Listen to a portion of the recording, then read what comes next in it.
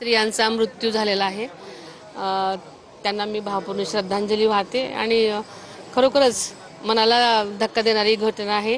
ह्याच्यामध्ये अजून 7 स्त्रिया जखमी आहेत. जखमींचा उपचार इथे चालू आहे 2 ठिकाणी. 2 जण काही आयसीयूमध्ये आहेत, काही नॉर्मल आहेत.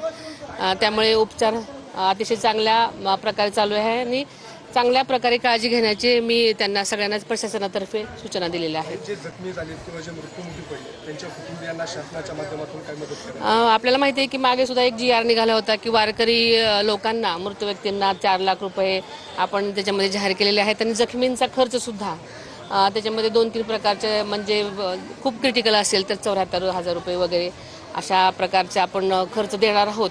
त्यामुळे त्यांनाही आपण मोफत उपचार आणि खर्च त्यांच्यासाठी देणार आहोत शासनातर्फे. हायवे आपण पाहतोय पुणे पंढरपूर दिवे घाटाच्या खालचा भाग अजूनही पूर्ण झालेला नाही. वारी सासवडमध्ये यायला उशीर झाला. घाट रोड लवकरात लवकर पूर्ण करावा अशी मागणी सगळ्या लोकांनी. नाही का तसे आदेश दिले होते आम्ही की लवकरात लवकर पूर्ण करा आणि तसं पूर्णही केलं होतं. पण लोकांचा ओसंडून वाहणारा जो सागर आहे त्याच्यामुळे अनेक अडथळे येत होते. मध्येच चुकून एखादं वाहन शिरल्यामुळे तसं ट्रॅफिक मला वाटतं त्याच्यामुळे वेळ झाला.